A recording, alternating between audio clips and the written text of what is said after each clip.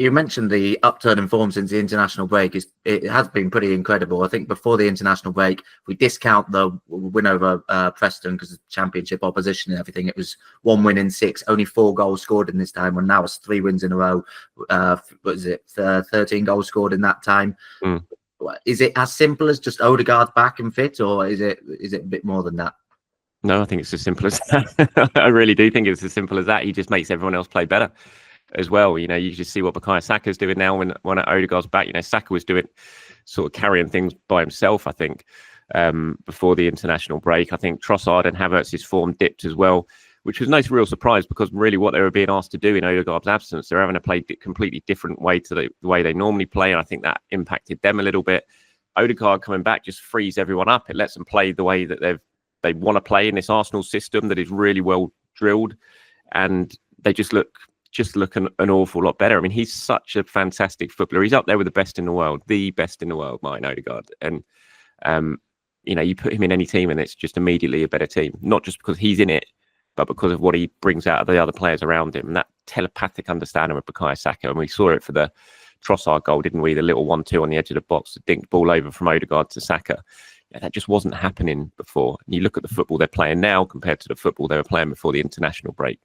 As simplistic as it sounds, it's because Martin Odegaard is there and he wasn't before. So do you think because of the goals you've scored, this flurry of goals in the last week or so, has the narrative changed a bit in terms of whether Arsenal need a striker? Do Arsenal need a striker when Odegaard's not in the team? When he's playing at his best, do Arsenal not need a striker? Would they be scoring even more goals with a striker and Odegaard behind him feeding? Do you think that narrative's changed a bit? In the last week, if we spoke a week ago before this run of fixtures, then Arsenal were struggling for goals. Now suddenly they can't stop scoring. Yeah, I'm not sure if it's as easy as just needing a striker. There's always been an argument with Arsenal, and I think they do need another option as a forward, but I don't necessarily think they need another striker to solve it. I still look at pretty much any striker. Look at Erling Haaland at the moment with City struggling to create. He's not really in games. You stick the best striker in the world at Arsenal at the moment without Martin Odegaard in there, he wouldn't be getting that much service. Like, he wouldn't have been getting it before the international break. Not as much service as he would. So, Arsenal score a lot of goals. They scored 90 plus goals last season in the Premier League. I think that the leagues now, they've scored more than, or level with Liverpool or something this season. They're right up there again. It's not that they don't score goals. So I don't think it's as easy as just to say they need a striker. I've never really been sort of in that boat when that argument comes. I would like another striker. I would like another option because I think Arsenal are light in that department. You're relying on Kai Havertz because, let's face it, Gabriel Jesus just isn't scoring. I think he's gone 20 plus games without a goal in the Premier League now, albeit most of those are fleeting substitute appearances. So you need another option. But I just think, I don't think it's as simple as just another striker would be the missing link for Arsenal. I think there's, you almost look at it and think, well, surely they need another Martin Odegaard type player more than another striker, because you take Odegaard out and it looks a very different team. So if you could replace him with someone who can do kind of what he does, then that might make Arsenal better. Or you need another attacking wide player who can score goals as well, which I definitely think they need another option there. So it's, we all want more. We all want another striker at Arsenal. I think that's a given, but I don't think it's the answer. I don't think, I don't know, plucking a name out of my head, I don't think Gyökeres, for example, is a guarantee that Arsenal win the league if they sign Gyökeres. I don't see it as simple as that.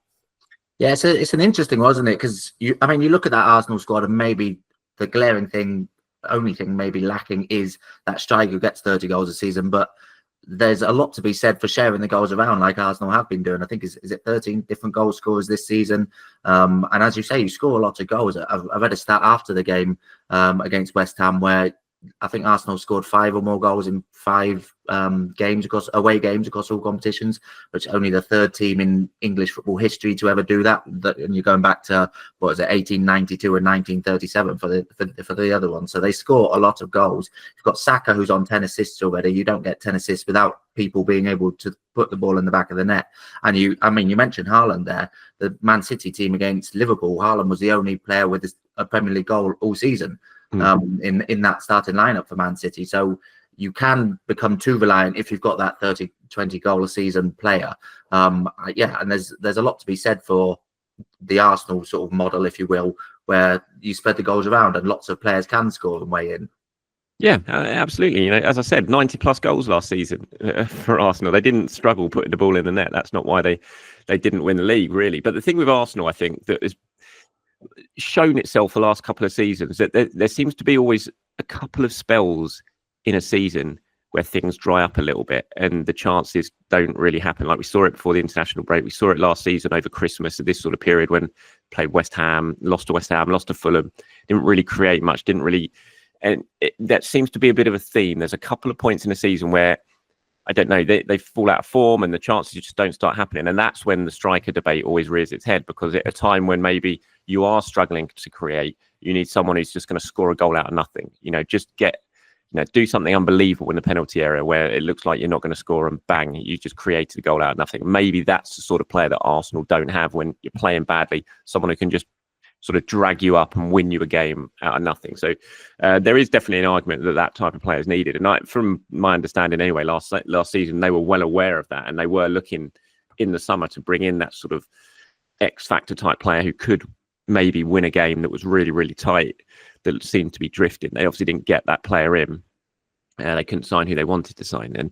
And whether that happens this summer, we'll have to wait and see. And we know they did want to sign a striker anyway last summer. You know, they did push very hard for Benjamin Sesko. It didn't happen. He stayed with Leipzig, and whether they revisit that interest or move elsewhere in the summer, we'll have to wait and see. But it's certainly going to be on their agenda again. I think they very much know, and we don't know what's going to happen with Gabriel Jesus in the summer either. The most likelihood is if they can find a buyer, that he will be allowed to go, and then we'll definitely 100% need to bring in another forward.